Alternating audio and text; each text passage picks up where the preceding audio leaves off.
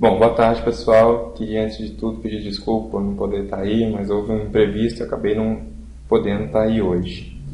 Bom, a parte do trabalho que ficou para mim é a parte do sistema partidário uruguaio, que é bem tradicional, o bipartidarismo uruguaio, mas que tem mudado bastante nos últimos anos com a ascensão de uma terceira força, que é o Frente Amplio, o FA, que elegeu, na verdade, os dois últimos presidentes do Uruguai. Aqui abaixo vocês podem ver os escudos ou as bandeiras dos partidos, que nós vamos estudar um pouquinho mais a fundo agora. Bom, começando com um pouquinho de história, o bipartidarismo ele é bem tradicional do Uruguai, desde a sua independência, no começo do século XIX, até mais ou menos 1971, quando houve a criação do Frente Amplio, que é o grande novo ator no cenário partidário uruguaio, né? Então, o sistema bipartidário do Uruguai ocorre desde os primórdios até 1971, basicamente girando em torno do Partido Colorado e do Partido Nacional, também chamados de brancos, que detinham até essa época mais ou menos 90% do eleitorado, ou seja, esses dois partidos dominavam a política do país até então. Em 1971 surgiu o Frente Amplio, que teve um crescimento constante até hoje, tanto é que ele conseguiu eleger os dois últimos presidentes do país, e que fez com que surgisse um multipartidarismo moderado, especialmente a partir de 1994. Mais à frente nós vamos ver alguns dados que mostram isso daí. E a partir de 1999 surgiu uma nova lógica bipolar, colocando os partidos tradicionais de um lado e o Frente Amplio de outro. Mais à frente nós vamos entender melhor como isso aconteceu. Bom, atualmente na Câmara dos Deputados lá do Uruguai, vamos falar que eles são, apesar de um país unitário, eles são bicameralistas, têm um Senado e uma Câmara, e a representação parlamentar hoje está distribuída entre 4 partidos: o Frente Amplio, o Partido Nacional, os Blancos, o Partido Colorado e o Partido Independente. Nas eleições de 2009, também concorreu na eleição a Assembleia Popular, mas que não obteve representatividade na Câmara. Bom, agora partindo um pouco mais para os partidos, né, falar um pouquinho do FA, que é a grande vedete do país, que é um partido, do ponto de vista da política uruguaia, que é uma política extremamente tradicional, é um partido novo, criado em 1971, ainda no período de ditadura uruguaia, né, que foi criado a partir da unificação dos partidos de esquerda. Lembrando que, apesar do sistema uruguaio ser bipartidário, ele não era obrigatoriamente bipartidário, era uma consequência em especial da eleição de um único turno, né, como a gente viu que a lei de Verger previa que nesse tipo de situação há uma diminuição do número efetivo de partidos, né? Então o FA se define como um partido de concepção progressista, com ideologia democrática, popular, anti-oligárquica e anti-imperialista. Nesse sentido, eles se intitulam até artiguistas, no sentido de que eles desejam a libertação americana, o nacionalismo, a democracia institucional e a justiça social, né, influenciados pelo José Artigas. Bom, e o Frente Amplio foi construído desde o início por uma coalizão.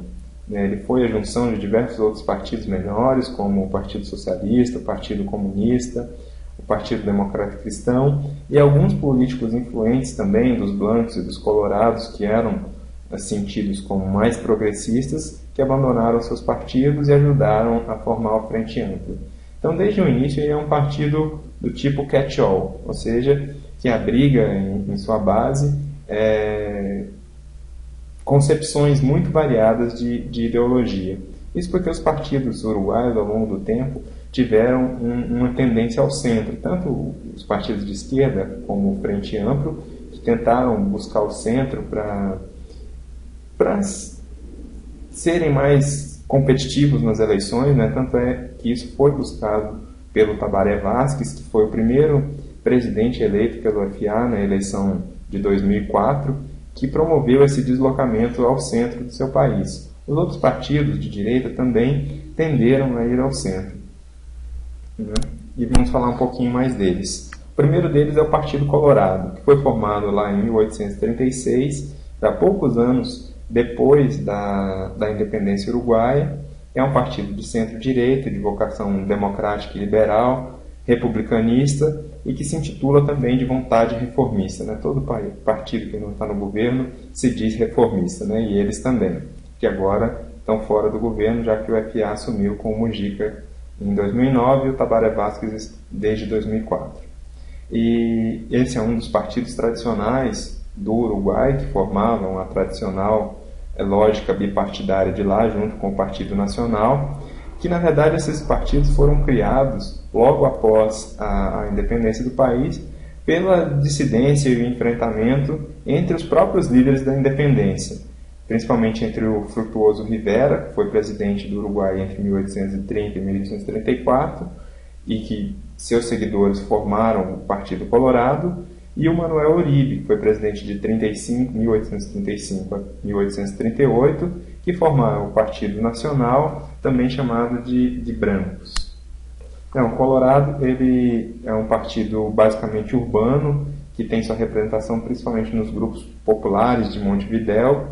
E o que é interessante comentar desse partido é que foi muito influenciado pela família Batlle, que acabou criando uma espécie de dinastia, entre aspas, no país. Eles já elegeram dessa mesma família 4 presidentes: o Lorenzo Batlle de 1868 a 1872, o José Batlle 2 vezes de 1903 a 1907 e de 1911 a 1915, o Luiz Batlle em 1946, ele era vice-presidente e acabou assumindo apenas por um período pequeno, e o Jorge Batlle mais recentemente de 2000 a 2005.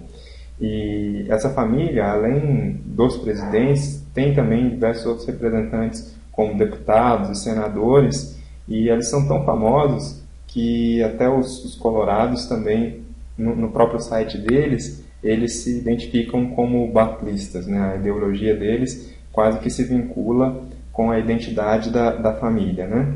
E outra coisa que vale salientar também é que foi a época áurea do Uruguai, foi no governo de um desses Battles, que foi o José Batlle, no começo do século XX, e nessa época que o Uruguai era até conhecido como Suíça das Américas. Né?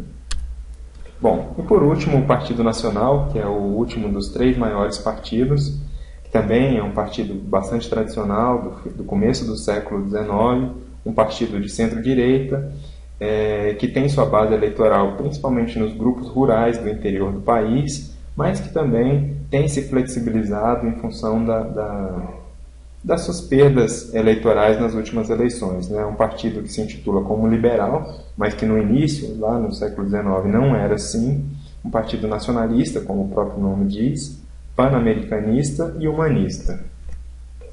Bom, já entendendo a lógica de funcionamento desses partidos nas eleições, a gente pode ver que nas primeiras eleições a partir de 1971, que está contado aqui, que foi quando houve o surgimento do Frente Amplo, a política era basicamente dividida entre o Partido Colorado e o Partido Nacional. Né? Todos os dois com cerca de 40% do eleitorado, e o Frente Amplo com 18%, pode parecer pouco, mas foi a primeira eleição que ele concorreu e já era um número bastante expressivo, considerando a já tradicional lógica bipartidária do país. Né? Em 1984, o Frente Amplo subiu um pouco, permaneceu mais ou menos estagnado até 89. A partir de então, ele teve um crescimento bastante rápido, com 31% nas eleições de 1994, já igualando praticamente com os 2 outros partidos. E de 99 para frente, no primeiro turno de 99, eles já tiveram uma porcentagem de votos maior que o Partido Colorado e o Partido Nacional, mas não conseguiram eleger o seu representante porque teve o segundo turno, e no segundo turno a aliança entre colorados e brancos venceu o Frente Amplo. Isso é bom destacar porque vocês podem ver que até 1994 não tinha primeiro nem segundo turno, a eleição era em turno único. E justamente na reforma eleitoral de 1996 foi inserido um segundo turno com o objetivo também de barrar o crescimento do Frente Amplo. que poderia ter ganhado a eleição se as regras não tivessem mudado em 96, né? Então, a partir de 1995, com a eleição dos colorados, eles e os brancos passam a dividir o poder num governo um pouco mais de coalizão. O Uruguai já tinha uma lógica de coalizão, mas essa lógica ficou muito mais forte a partir do crescimento do Frente Amplo, porque os colorados e os brancos precisavam se defender do FA. E aí eles passaram a formar praticamente um novo bloco, e voltando a um bipartidarismo, agora não entre partidos, mas entre duas frentes, né? Isso a gente vai destacar um pouco mais à frente na apresentação. Que é justamente agora que a lógica que passa a surgir no Uruguai é uma lógica de multipartidarismo bipolar, baseado em famílias ideológicas, né? Um bloco chamado de tradicionalista, que seria de centro-direita, com a união do Partido Colorado e com o Partido Nacional, e um bloco denominado de progressista, que teria o FA como o seu grande representante, né? Que foi nascido de um conglomerado de outros partidos de esquerda, e alguns dissidentes do PC e do PN.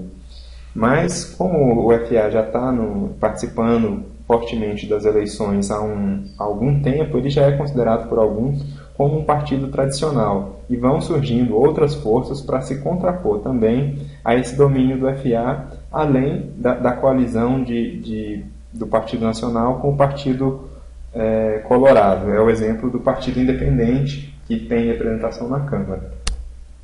Bom, acho que sobre o sistema partidário uruguaio é isso. Agora eu passo a palavra aos meus colegas que vão continuar a apresentação. Obrigado.